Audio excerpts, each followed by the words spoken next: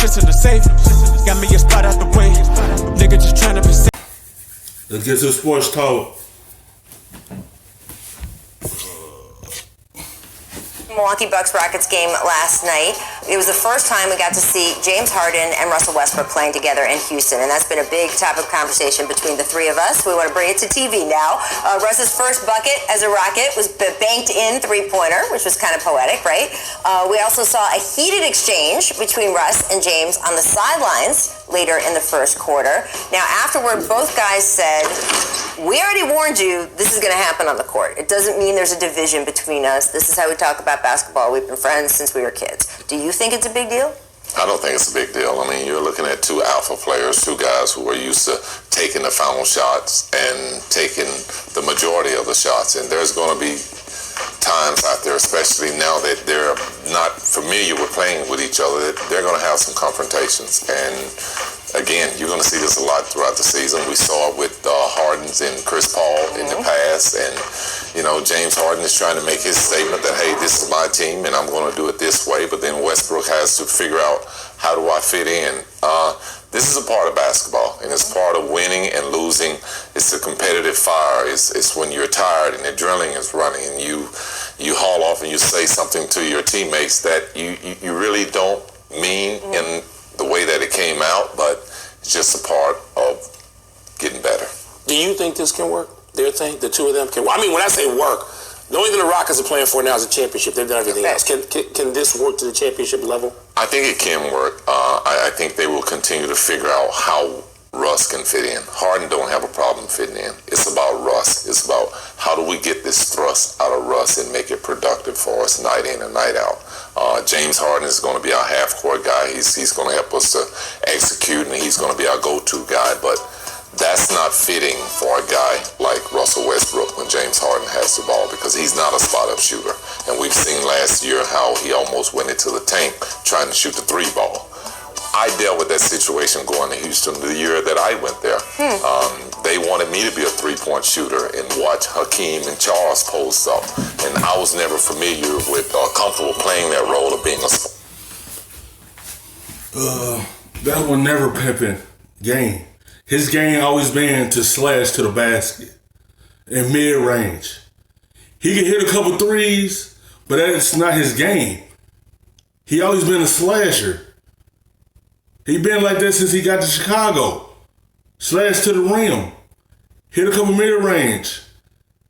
He'll shoot a three now and then, but that wasn't never his game. It was always a slasher. That's how it benefits Chicago to win the championship. But even though he don't get no credit, he don't get that much credit like he should.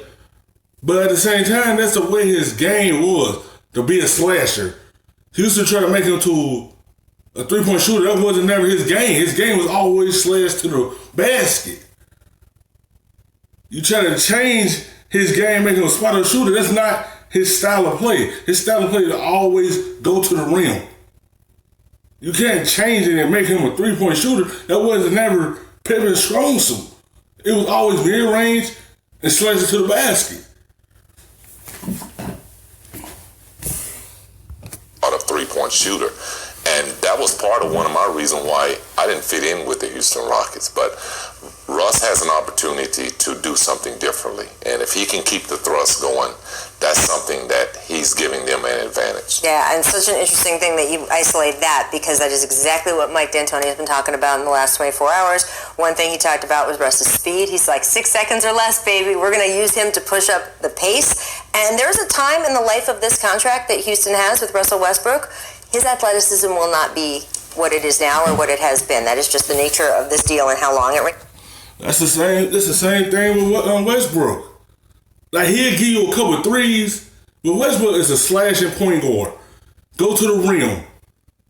His game is not to shoot. He can hit on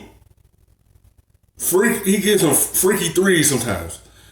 That's not his strong suit. It's always go to the rim aggressive.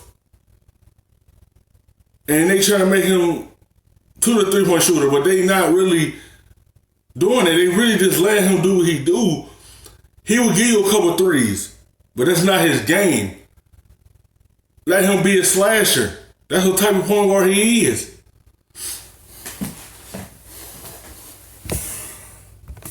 So use it now. I mean, knee surgeries he's had already. Now, but he's still got it now. He does, but when you have that many knee surgeries, I mean, you know that it takes a toll on you.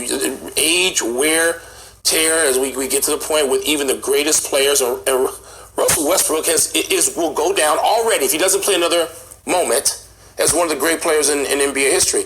But man, I mean, when your legs have that kind of wear and tear, can you do that? It's not whether you can do it in November. Can you do it in May and June when you have to play that way against a younger team, a team with defense like the Los Angeles Clippers? Can you do it then? Everybody is going to be measured against that defense. Thanks for watching ESPN on YouTube. For more sports highlights and analysis, be sure to download the ESPN app. And for live streaming sports and premium